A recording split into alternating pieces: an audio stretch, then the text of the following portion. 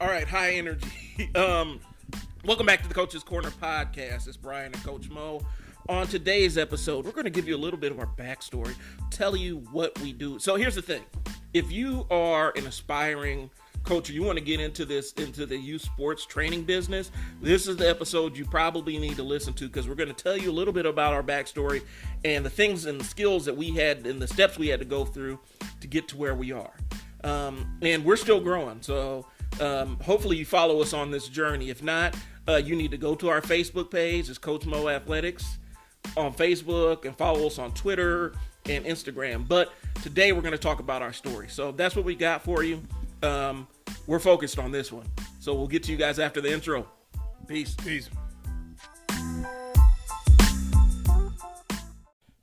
All right, so we're going to skip a lot of the formalities and kind of jump right into business.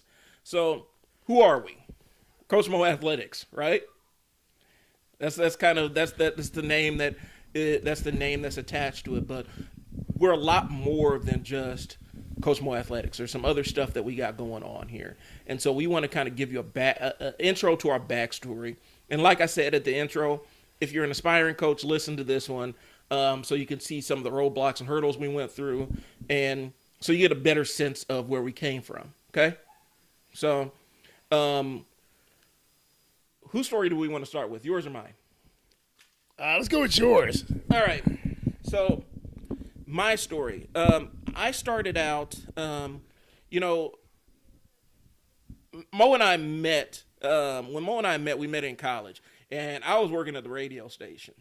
And so my initial plan was, I'm going to do this radio thing, see where it takes me, and move on. And a lot of times, as with kids, the adults in our lives have a lot of sway. And I got talked out of the broadcasting thing and basically said, hey, you need to go get a real job. And so my version of that real job was human services. I started out and, I switched from journalism to sociology, and started on that degree. And I got to a point where I was in college. I'm like, man, I ain't got no direction. So I dropped out of school. Probably, I had a couple of credits left. I was on my path to graduation, but I decided to go work. And so hooked up with one of the largest child care providers on the planet and started a career out there. And I had a long career in child care, from working direct care and group homes and whatnot to case management, working with kids that were in trouble, probation and things like that, to managing people who did the same thing, and eventually running my own programs. And so my entire background was in childcare. Now, I say all that to say this. While I love it, and I still do miss parts of it, there was something that was left unfulfilled. And especially when you're working in a human services kind of field, a lot of times the path to entrepreneurship is really walled off to you, because you're thinking about how you can give to all the people that you interact with, and how you can give and give and give. And you really don't put yourself or even sometimes your family first. It's about your clients. And so I wanted something more. And so the entire time I'm doing all this stuff with through all the different phases of working with families and kids, I'm teaching myself how to build websites, and teaching myself different marketing things, and teaching myself, for those that don't know what copywriting is, basically copywriting is writing to sell things. And so I taught myself some copywriting stuff, and video work and podcasting and all this other media production stuff. In addition to the marketing stuff, I'm giving myself a full education in all this stuff. Now, I didn't exactly have an avenue or a specific direction I wanted to go with it, but I felt like it was something important to learn. And one of the things is, when you spend a lot of time educating yourself on it, it's great to educate yourself, but if you don't apply it, when you're faced with a situation where you have to actually use it, you don't know what tools to pull out and what tools to reserve. Okay? So I got to a point where I'm like, okay, I got to get out of this. I'm not getting fulfilled. I had reached my career goal, which was running my own my own program, being the director of my own program, where I had, close to $1 million budget, and I was able to do a lot of the planning things, but my heart just wasn't in it. And one thing I said when I started this childcare thing was, if I ever got to a point where I got burnt out, I would stop. And I used to encourage my employees, if you get to that point where you're burnt out, you're really doing more harm than you're doing good, because your heart isn't into it. You're not really focused on the client, and you're going to make decisions to make your life easier, and they won't benefit any of the clients. And so I had reached my burnout stage, and I had been hovering around that burnout stage for a couple of years. And I finally got my career goal, and it felt great, but it's kind of one of those hollow feeling victories where you achieve what you want to achieve, but it doesn't feel like you've really achieved anything. And, the entrepreneur spirit was burning within me. I had kind of dabbled in selling things on, running a storefront on Amazon and reselling things, and, writing content for nonprofits and things like that, writing sales letters and the whole nine. And so I decided to make a major move. And it was a major move. It went from me working and being a director of a facility to me trying to, eventually, me partnering with a local franchise with the plans of eventually taking over the franchise. And I was doing the marketing of it. But this is where this comes into play.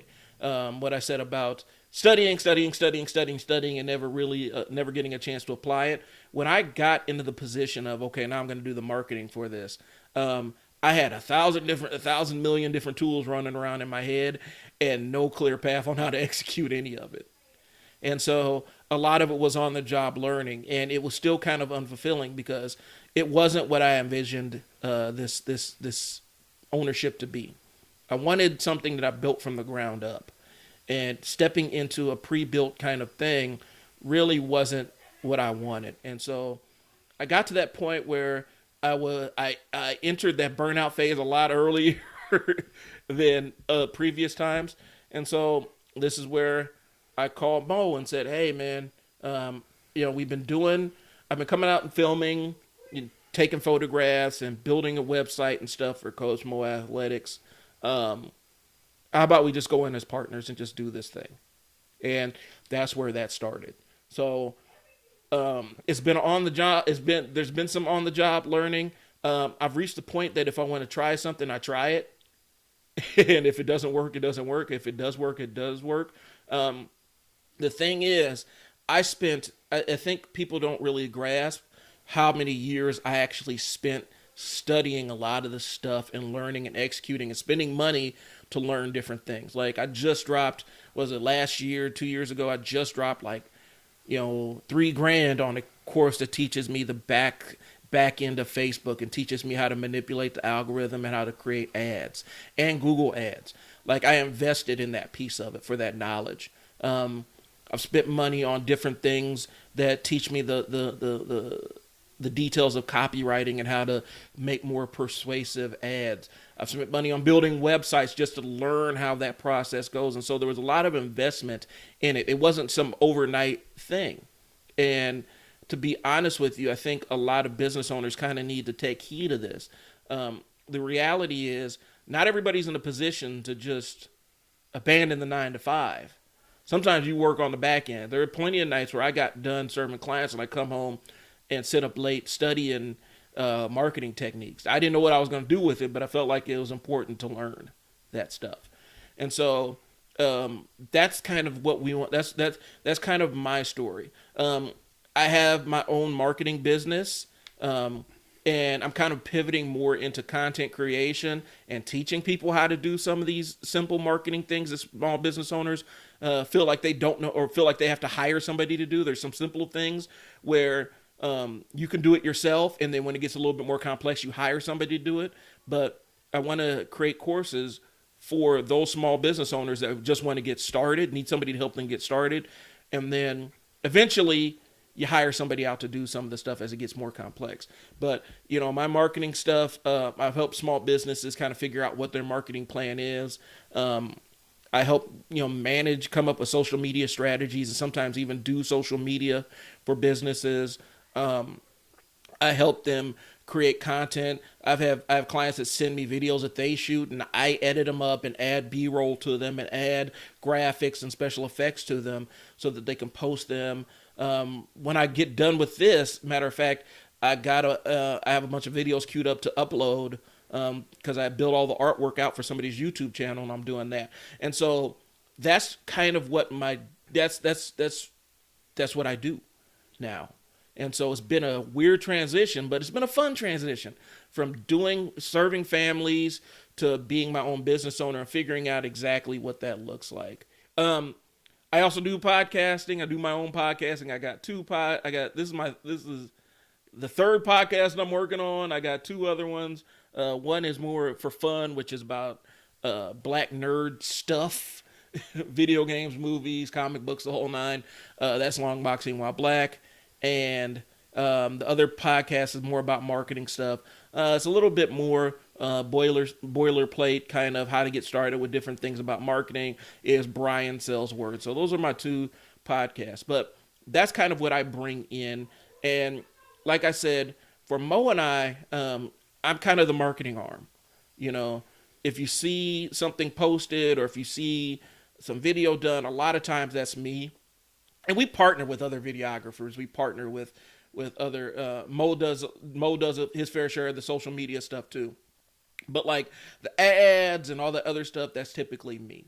One I'm very proud of, and that we have running right now, and it's a fundraiser we're doing. That if you see it on the page, please either share it or donate to it for a young man named Jeremiah who means a lot to us, and he was in a bad car accident, so basically we're trying to raise some money for the family. Donate to that. That's on the page. But that's something that we wrote up to do it. But long story short, my path, and really I kind of condensed the story because there's a lot of pieces I left out. But I wanted to give you the best parts of it. And like I said, Mo and I got together and said, hey, let's make this thing a reality. And Mo's going to give you his story, tell you where he is, and then we're going to talk about, because there's like three parts to this. There's my story, there's Mo's story. Actually, it's four parts. My story, Mo's story, our story as business owners together, and then the story of our program. So that's what we're going to get into. We're going to take a brief pause for the cause, and then Mo, you up, right? I'm up. All right, so Mo's going to tell you what his side of the story is, and then we'll tell you what the whole thing is, how it all fits together. Take a pause for the cause, and we'll be right back.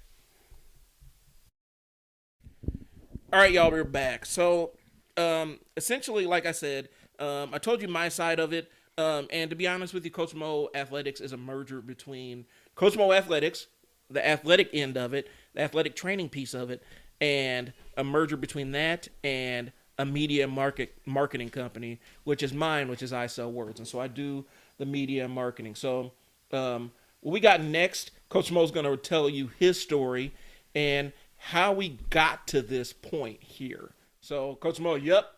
I'm up. All right, let's go. It all started in 1979. I'm just kidding.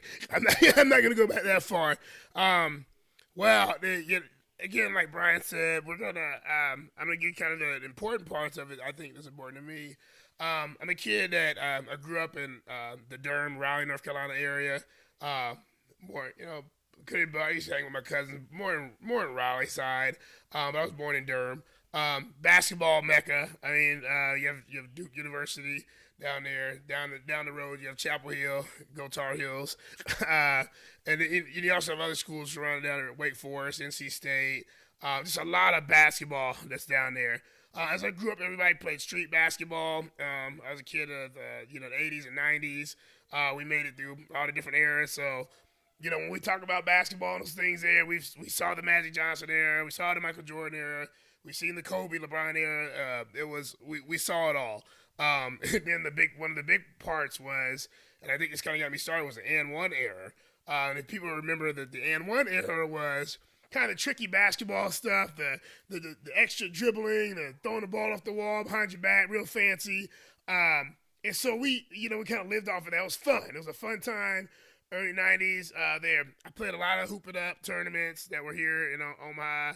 Man, I go back to when it was downtown, under under the bridge, way back, Exarban. I even played at Oakview once, and so that was big. That was huge down here, and so the influence was there. Um, what happened though, when I got to middle school and stuff, I played, and I really didn't have anybody. My dad didn't play basketball. My dad was great at track, great at football. I think all my cousins was really good at basketball. Our uncles told us stuff, but I was not tall, and so I'm a realistic coach. I wasn't tall, and so a lot of my cousins, a lot of my friends were making teams, they were making those things. And this is back when the era where, like, if you were 6'4", you were like a center, back then. And so they were like just getting on teams, and a lot of them would tell you like they weren't great, but they're 6'4", and they weren't gonna tell the coach no. And so me being, I was probably 5'6", 5'5" at the time, and I got up to eventually 5'9". I could jump, grab the rim. Eventually was able to dunk. Those things didn't really matter in a sense. I didn't know how to run an offense as a point guard. So when I got to high school, there was some politics stuff. I'm not one of those people that will sit here and give you a big story about it was all politics. I didn't know a lot of the plays. I never ran point guard. I didn't understand how to run a team. I was a street baller. And so people would see me on the street and they're like, man, you're doing amazing stuff. I'd go to tryouts for high school and I'd froze. I was nervous. I couldn't do what I thought I could do. And so I struggled in high school as a basketball player. Pretty good football player. I ended up playing, got recruited by a couple of schools, ended up walking on at UNO and having a pretty decent career until I got into a car accident. And then but I continued after that to play basketball. Then, again, long story short, I ran into Brian in college, became pretty good friends. I continued to play basketball, just fun, things there. I really loved the sport. Track was probably my best sport. I was naturally fast. But as you know, in college, you have a lot of idle time sometimes. And so I stayed in the hyper building at UNO and kept playing. Myself and Brian, and shout out to Jimmy Ross, we would lift weights. And we found that important to kind of just a brotherhood of just hanging out, lifting weights. We play ball, we play flag football together. We do that, and we just did that, but we stayed in shape. And I kind of fell back in love with the game, and I started playing at the downtown Y every Friday with my friend Curtis, and then had a friend David and Mike, and we'd play all the time. And I really got a love for it. Long story short, my brother, we're 19 years apart. He was born in 98, 90 years apart. Real cool kid. Ended up needing a coach for basketball. Coach didn't show up one day. I started coaching for the Y with him. I said I was going to give it 2 games. Ended up turning into 4 or 5 seasons with these boys. But I ended up having a love for it. Within there, I did an internship at a place that for youth, and I really fell in love to the point of developing youth from the beginning, not only as young men and women to make better decisions, but I really got into the sports side of it, along with the coaching. And so what I looked at and what made me get into this was I was very talented naturally. Like we talk about this, I was very fast. I could jump. I had a good high IQ, but I couldn't put it together because there's no one that told me how to put it together. And so I started looking into ways that I can help kids put it together and not wait till they're 27 or 30 years old to kind of figure it out. And so, there's things that, happen in between to get you where you're at. The first thing I got into was, I started working. Shout out to CW boxing. Carl Washington changed my coaching path for a while. He saw the way I coached those kids. When I ended up getting on there, got mentored by Coach Travis. We're still really good friends. Kevin Ross, rest in peace, Kevin, was great to me. And so I got some good mentors on how to actually coach. and how to coach games. There's things about there's developing players, there's coaching games. I got some good development under them. So now I'm mature. Now I'm going through it, and so now I'm finding places to work with kids. Um, Overnight sensation. My son's born. My oldest Ami. We're at a barbecue, and the kid's dribbling around the table with one hand, going behind his back. It was the most amazing thing I've ever seen. I didn't teach him that. It was just, whoa. Somebody said, I don't know what you're doing, but you must be looking like you're training. That word stuck to me, and I was like, training. And so when I looked at him, I was like, I'm going to see. And so he had a couple of friends that would come around, and they'd play in the yard, and I'm like, and people are like, you should pretty much train. I'm like, I'm all right. Well, what happened was, shout out to Tiffany Lassick, our girl. She approached me about her daughter one day, and we went to the same church, and she said, I need you to help train my daughter. And I was like, in what? It's like basketball. I see what you can do with the little kids. I need you to train her. She's going to try out for a team. And I didn't think I was going to do it. Long story short, Tiffany, if you know Tiffany, she will she will convince you to do anything, because she's just well spoken. A good leader. End up training Felicia. Felicia made the team. That word got out quick. I started getting approached by other people, and one of my first kids, my first girl that I ever trained, Savannah, rest in peace, came up to me and she said, I have a daughter. And she's like, I want you to train her. And I was like, okay. I was like, okay. And I was like, what do you do? She said, train her. And so she brings her daughter, bring a couple other kids. Long story short, the kids we have about 8 kids. And we're in a church. We're in a carpeted room, nothing really fancy. And it was Elise, our daughter's Elise, Elise, my daughter Mina, Tegan, Lincoln was one of the first kids. Shout out to Coach Jen. And we only had a few kids. We went and we approached the Croc Center. They said they didn't have any teams for preschoolers, so I put a team together of Ami. There's Evan and Aiden. I think Desiree was on the original team, and Jake. We ended up knocking off first graders, second graders, and then the camps kind of spread. And so they were good. We had to scale up because the demand was there. We were doing it for the right reasons, and we had to move on. There's no hard feelings. We had to move on. Had to find bigger venues and those things there. But while there, I remember talking to Brian, and he was talking about when he was looking into things just in general, like when he's running the others, getting certifications. And I didn't think it was that important at the time. I remember not really listening what he was saying. And then I went back and I said, some of the kids I'm training or I'm seeing, or the kids that we're beating, aren't super fast, aren't super athletic, don't really know where they're at. And I came to him one day and I said, I think I'm gonna give him a speed agility certification. And I remember talking to a person I work with, and they were a trainer, and they laughed, and they said that would never be, no one ever believed in that, And I was like, well, yeah, I think so. I think people will. I mean, to make a kid faster, or even a little bit faster, jump a little bit higher, gives a kid an advantage. And that person laughed at me. And I'm a guy, if you know me, I'm very friendly, I'm very nice, but I hold a chip on my shoulder when it comes to anything that blocks me from training a kid and helping that kid meet and exceed his goals. So I kept that chip on my shoulder, went and got that certification. It was super hard. Went and got it.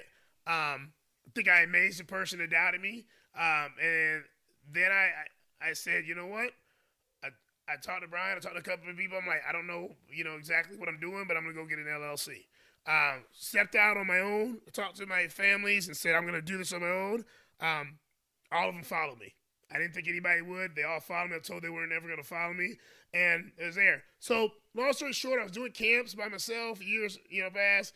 They were okay. I started getting that burnout. When Brian said, it wasn't burnout what I was doing. It was every weekend it was a lot. It was me. It was a bunch of kids. It was, and it was every weekend. It seemed kind of repetitive. I mean, I was doing good work, but I couldn't keep the kids. Like, I'd have them for 4 weeks, and you lose 10. I'd have them for another 4 weeks and you lose 15 kids. And I'm like, what do I need to do to maintain them? And then that's when, let's fast forward.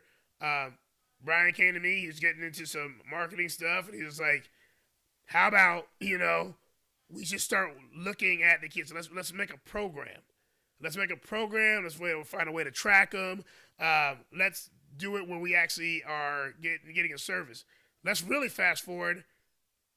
Sitting in the car one night, and I thought about it. I was like, I like the idea of a basketball academy. And I ran it by him. And, he was into it. Brian had got the cameras. He was doing stuff. He's getting the website stuff down. He's like, that's great because we can actually do what we do in a camp on a weekend every single week, plus give homework, plus give feedback, plus we never lose connection with the kids. So kids that have been doing our basketball academy since we've been starting it, we've maintained a lot of those kids, and we've added these kids. We get to see them every single week. So to add quality to that, the certifications we've added, I've added a resistance band instructions certifications. I've studied different things. We've learned how to do online training. We have adapted with the time. We've adapted with everything that's going on, and that's us just bouncing off each other. And so right now,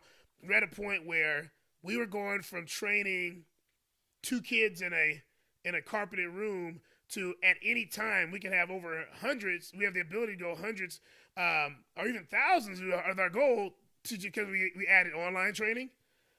We've added in-person training. We still have camps. We actually going to have we're explaining a camp that we're going to have coming up, and we still have the basketball academy that's every single week, and that's growth. And so I'm thankful for the families. I'm thankful for not giving up on myself, and thankful for finding, being able to work with Brian and finding things that work and don't work. If both of us, our personalities are completely different, but we, our goals are the same. Is to help your kid and your athlete get to get the best out of them. I'm a little, I'm the talker. I'm the talker. I'm a little bit more. Let's just jump in and do it. And Brian's kind of like, hey man, if you jump in, how deep is it?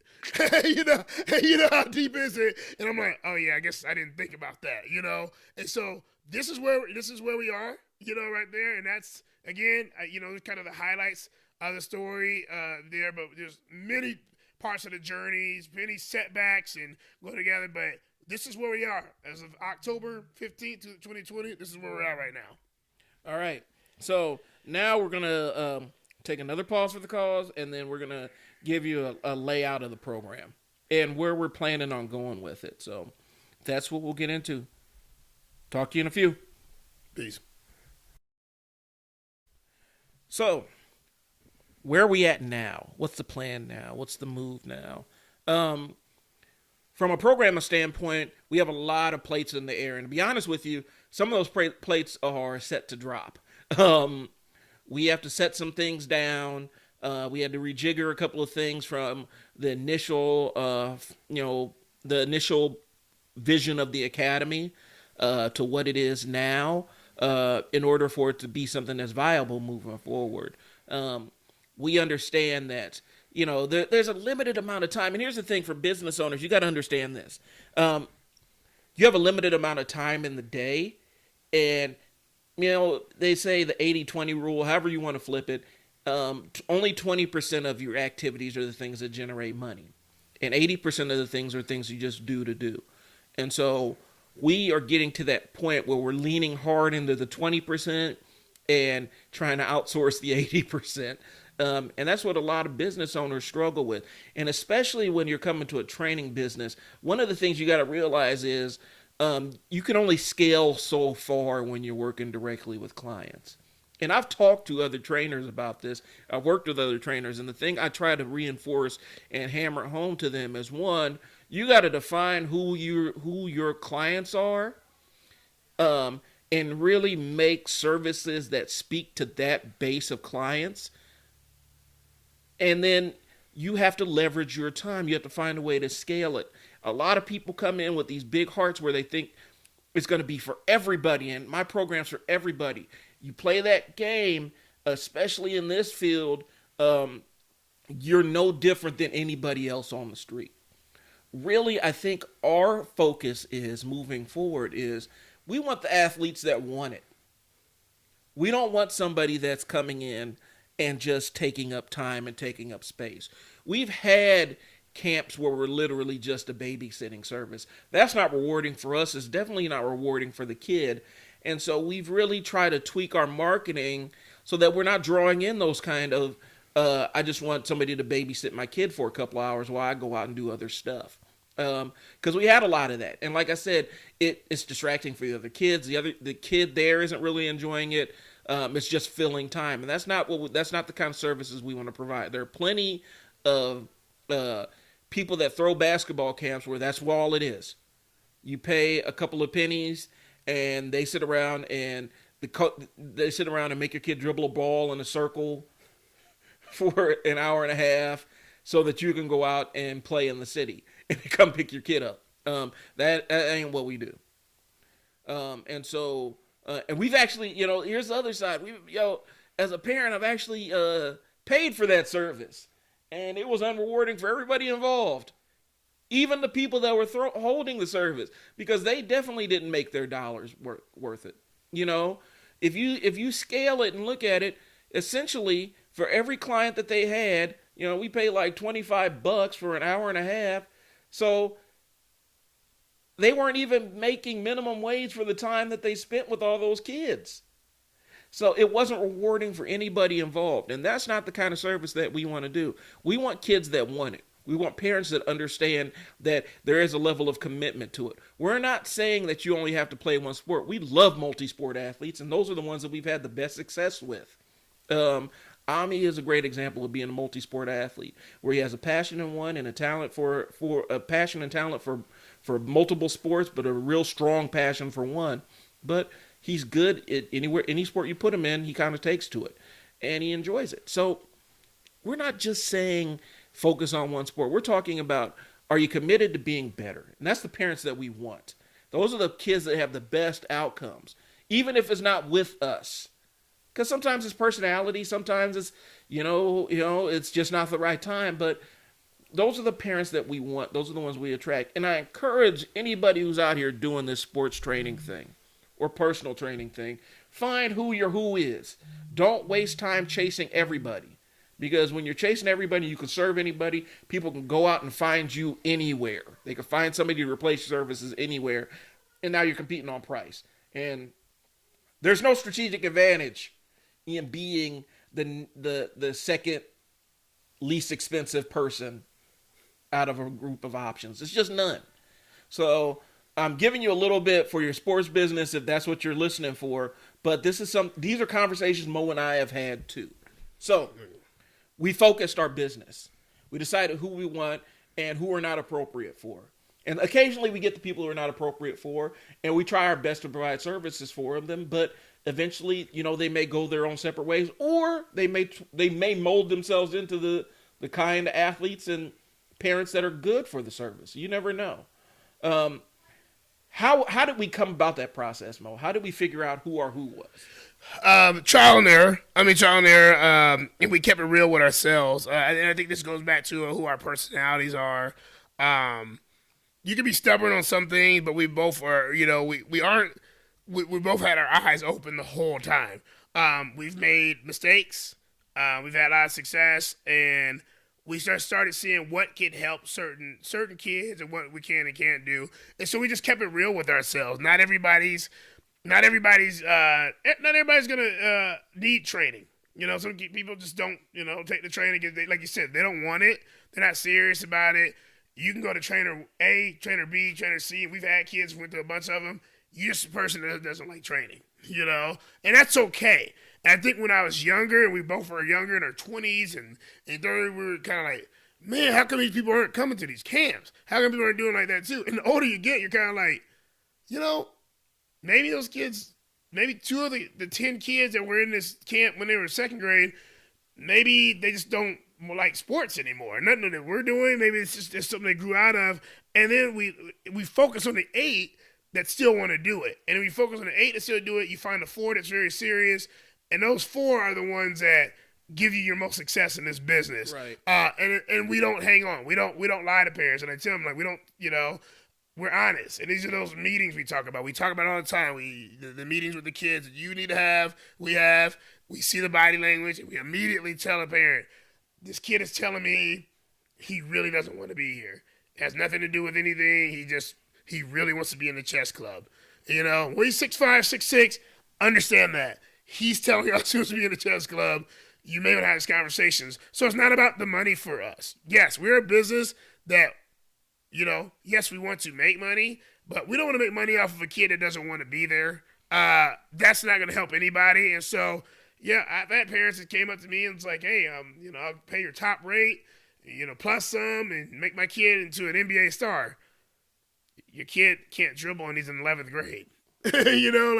Well, you can fix it. I can help him learn to dribble a little bit better, but he also doesn't come to practice on time and doesn't bring the right shoes, being prepared, like we talked about a few times. Oh, well, I think you do it. Well, he actually's not really focused either. So we were very honest with them, like, yes, that sounds great. I would love to, we would love to take every kid, but not every kid's going to be appropriate for our program. But we also, when we do get those kids that are not appropriate, we know a lot of coaches, a lot of programs that we know that may be a better fit, and we're honest with parents. They're like, hey, here's a number of person that may be a better fit because they may take more recreation players because it seems like your kid only wants to do something once a week, which is fine. And so we don't leave the kids hanging, and we're just honest up front. Right, and that's a big piece of it. We'll tell you, hey, you're wasting your money here. I handle a lot of the payment processing stuff. There are times where, it'll be like, we'll have a conversation like, we haven't seen this kid in weeks. We haven't heard anything from this kid. One thing is we did set up recurring billing. The reason why we set up recurring billing is our time still costs, even if our client decides that they're not going to be there for that day. Our time still has value. And so we still want to get compensated for the time that we would have normally spent. So we have recurring billing, but there are times where a kid doesn't show up for a couple of weeks and we say, maybe they forgot about us. Maybe they forgot this account was still active. We'll shut it off because we're like, we don't want you to waste your money with us. Now, we've had parents that will say, just leave it open. We got some stuff running and we'll be back. Don't worry about it. We value that and we appreciate that. But other times, we shut it off and never hear from them again, which is apparently the service wasn't right for them. But recurring billing is important from a standpoint of, you don't want to book a bunch of time, book your entire week. And we've been in this position. We book an entire week, book out all these things, move around a bunch of stuff, move out a lot of clients that could have been paying to come in and get stood up. And now we're not getting paid because we're charging per session. And we wanted to get away from that as fast as possible. And I see a lot of personal trainers falling into that pit. Do whatever you can do. Make sure that you're getting compensated for your time. Even if the client isn't showing up. If they value your service, they will compensate you for the times they're there. And they'll compensate you for the times that they flaked. But don't get into that because what happens is you'll get into a trap of makeup trainings and makeup sessions and you'll end up losing money on people that would normally attend your stuff and pay your fee because you're doing a bunch of makeup sessions that you've already been compensated for, but the money is gone. And there's that burnout piece of it. You'll start burning yourself out. You burn yourself out, and for the coaching part of it is the last thing you want to do is be burnt out and try to train a client. And Brian has helped me over the years where he sees it. And I haven't never gave a client halfway service, but he'll see me. I'll sit in the office and he'll be like, we need to fix your time. I'm like, why? You're out 4 nights a week doing training. Probably need to go to 2, and then let's go to let's start adding some different camps and those things there. So there. So that is going to lead into our next segment. We're going to give you the backstory, a brief history of each one of the major programs that we're running. That conversation happened, and that was a big genesis of the formation of how we did Basketball Academy, how we structured it, and it's also part of while we're changing some elements of it for this season. So that's what we're going to get back. That's what we're going to talk about when we get back. We're going to take a pause for the calls. We'll be right back. All right, we're in segment 4. This is the home stretch. So we gave you a backstory about us. We told you about some of the things that we did. Hopefully, if you're a coach or somebody who's in the sports training business, hopefully you got some takeaway from this. The next piece is going to be pretty informative because we're going to talk about our major programs and some of the thought that came behind those major programs and so where we want to take them. The conversation we just had was talking about the time management piece and spreading yourself too thin. That conversation informed a lot of what we did with the basketball academy because it was about 2 years ago. We had all kinds of teams. Like we had a girls team, which we loved. That girls team they outperformed majorly compared to what their collective skill level was. And we got some of those girls their first win in years of playing basketball, like their first solid wins and some pretty big wins in their first, just big wins in years. Some of these girls have been playing for 3 or 4 years and they experienced their first win under us. And that's something that we were really proud of. But we had a girls program. We had 6th graders. We had, little kids team. We had the 8th grade team. We had the 9th grade team. We had all these different teams. Here's the problem. Initially Mo was having separate practices for each team. And so we're driving, and almost not a big city, but it can be if you got to drive all over and you have, I got to practice at 5 and then another practice at 6:30 and another practice at 8, and you're driving all over town to accommodate these. And we talk about spreading ourselves too thin. Mo was really kind of burning himself out with driving all over, and kind of it was actually affecting the love of the game because the coaching piece was getting to be more of a chore because everybody is spread all over the city, and most of the day was spent driving from one practice to the other. So we already had the academy program running. So Mo and I had a conversation and said, you know what? We're just going to stop all these different practices and bring these teams to the academy, and we're going to all practice at the same time. We have enough coaches. We can break out things, and the kids can get the individual teams can get individual attention. Let's just do it. And that's one of the things we did. We already had the facility. We already had the program set up. We already had kids coming to the academy anyway, and we had enough rims and enough space to have multiple teams practicing at the same time. We put it all under one roof at one time, and that saved a lot of gas and a lot of energy driving all over the city. Like I said, the academy program was something that we wanted to do basketball camps year round because for those that do the camp hustle, camps are fun. They're also taxing. There's a lot of buildup. From a marketing standpoint, I got to put out the feelers for it, give people a taste of what's coming up. Put out the materials for it, put out the Facebook posts, let the Facebook post mature, let it get as much organic reach as it's going to get, and then target it and blast it out to a specific market. And then I normally have 2 posts running, one that's for people that follow us and one that's for strangers. And there's an entire sequence where I have to warm up people that listen.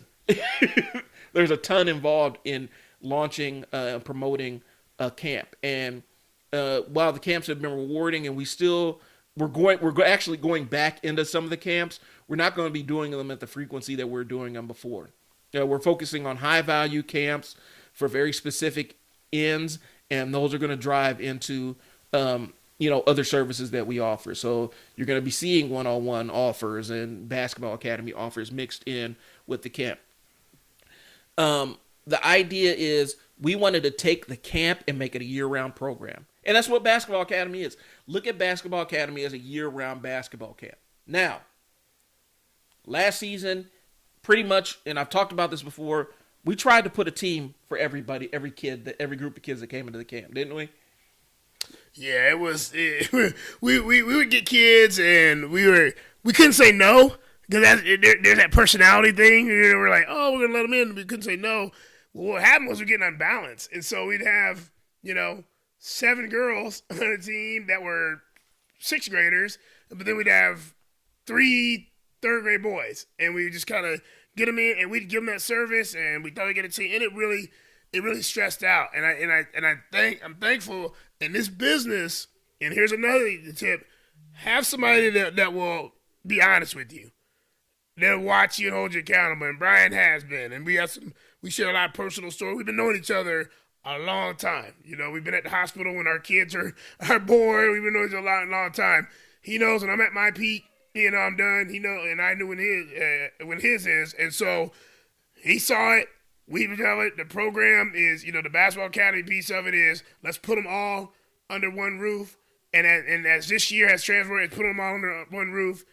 But let's make sure if we have 8 kids in one grade and 2 in the other, we have to only do a team for those 8 kids. And the other 2, yes, we want to eventually help them find teams. We can do the development, we can do the training, but we're not going to stress ourselves and add 6 or 7 teams because then it becomes a quantity and not quality. And our goal is quality. Yep. And so this year we had to do away with.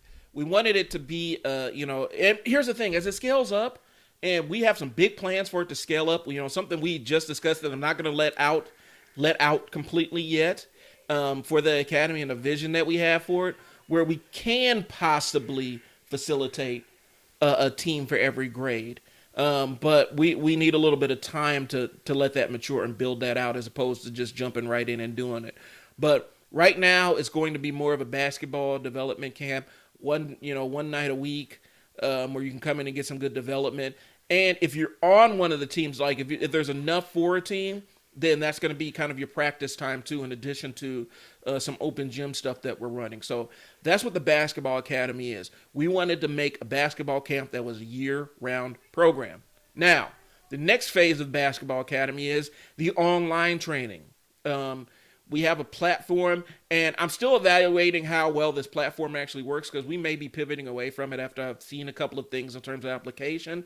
But we built, Coach Mo has taken a lot of time building out programs for people to train remotely. And so we have a remote basketball academy too, which takes you through workouts.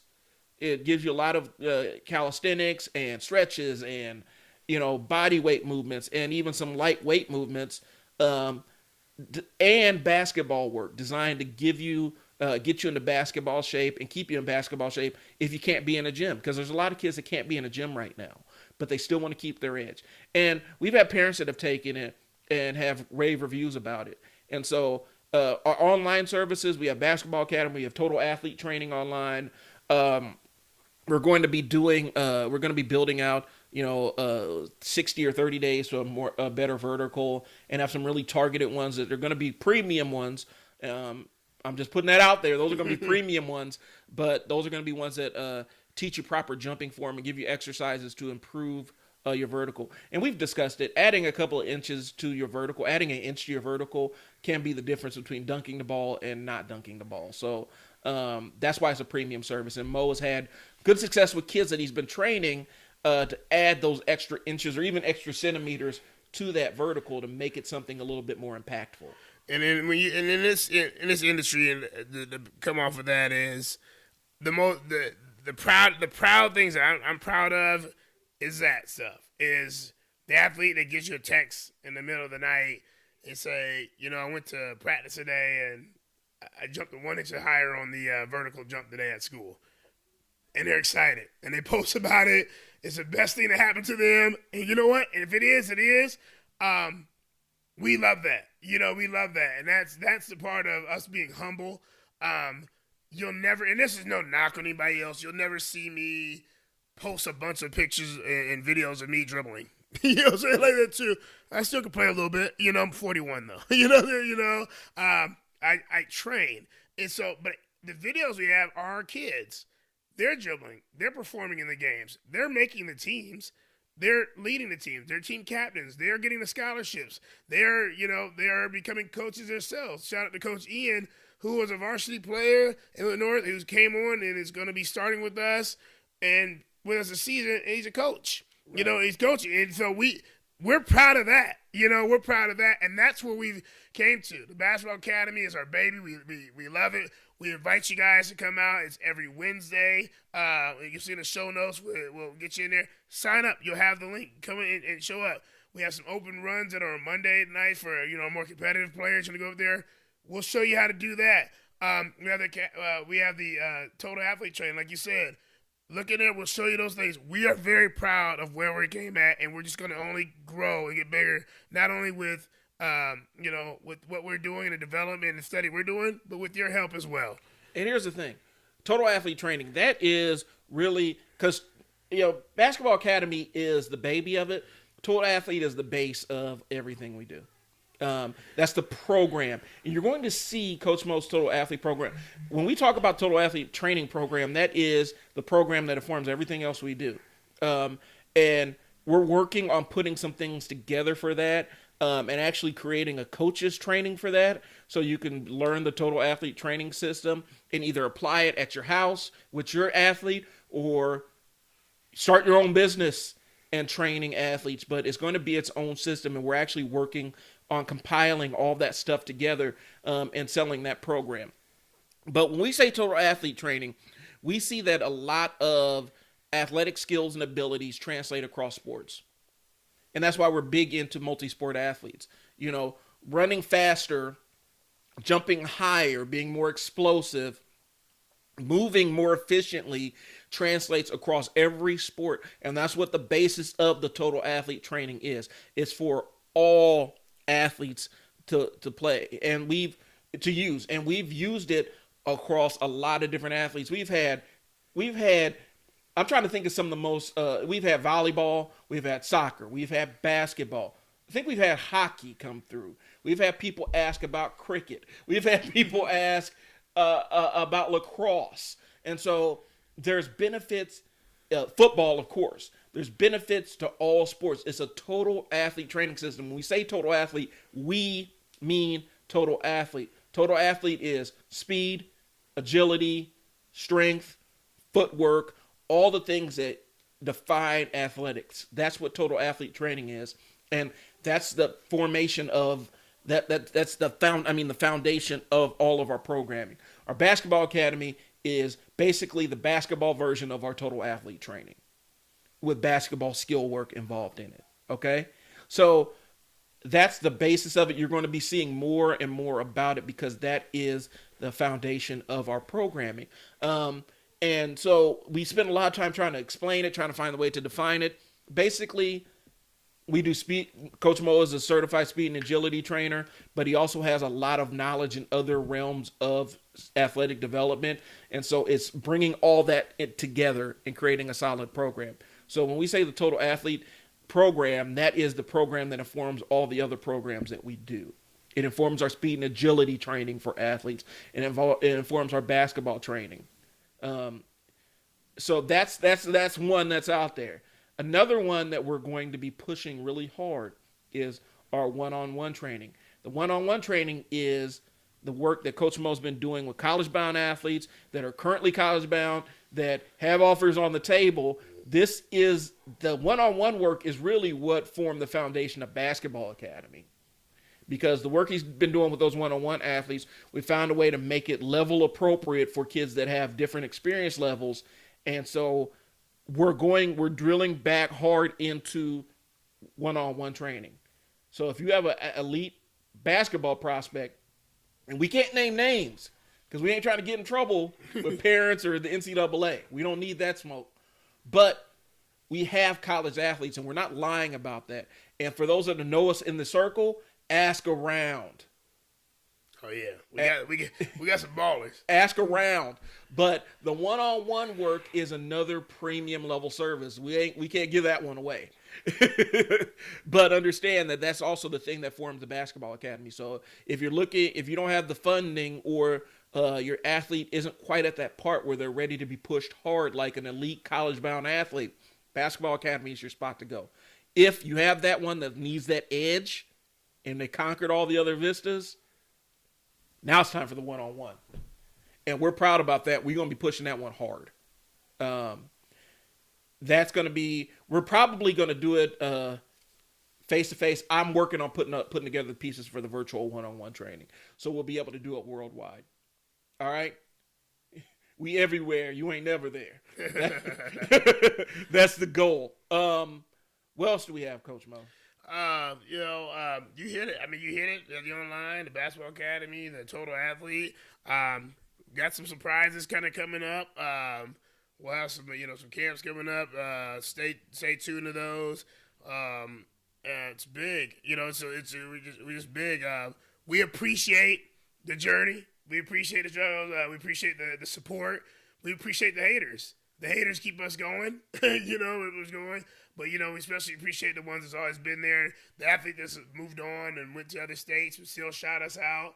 The athlete that calls you in the middle of the night that gets excited about, the opportunity to have a recruiting call. The athlete that tells you that they're now on the A team instead of the B team. I mean, we're excited about that. That's our goal to go in there. But we're only going to get better. And we only continue to get better.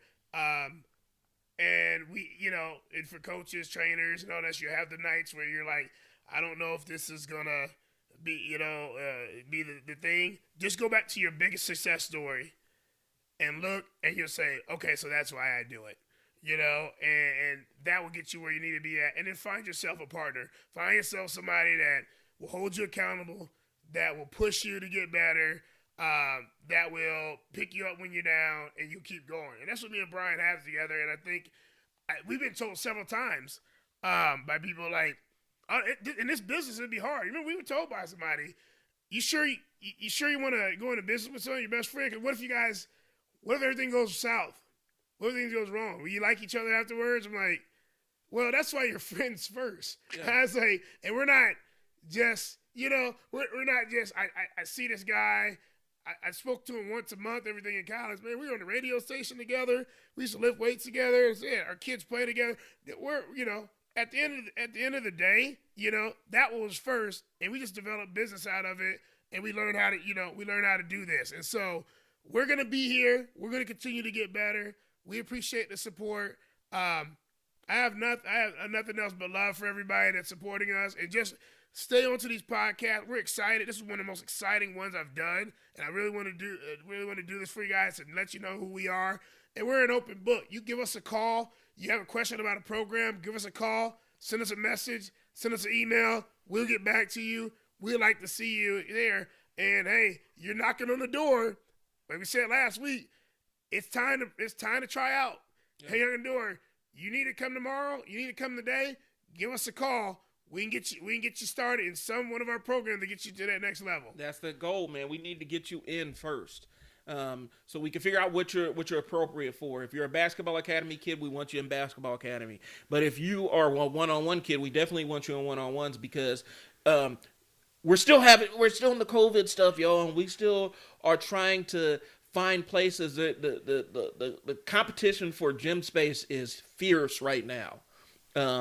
And so people are really struggling to find places. We've been fortunate enough to be able to find places that we can train. But if you don't have a gym to go to, you need to contact us so you can get that work in because your competition ain't stopping. And I want to leave it like that. Your competition ain't stopping. You need to contact us to get your unfair advantage. So with that, check the link in the show notes. I will put Coach Mo's hub where I have basically it's a landing page that has all of our services laid out on it. It's going to be in the show notes. Check it out. Basketball Academy's rolling every Wednesday. You need to if you're not in, you need to get in. If you want to get down with us, space is limited because of this COVID stuff. So that's what we got. We will holler at you guys later. Thanks for tuning in. I'll see you guys. All right. Peace. Peace.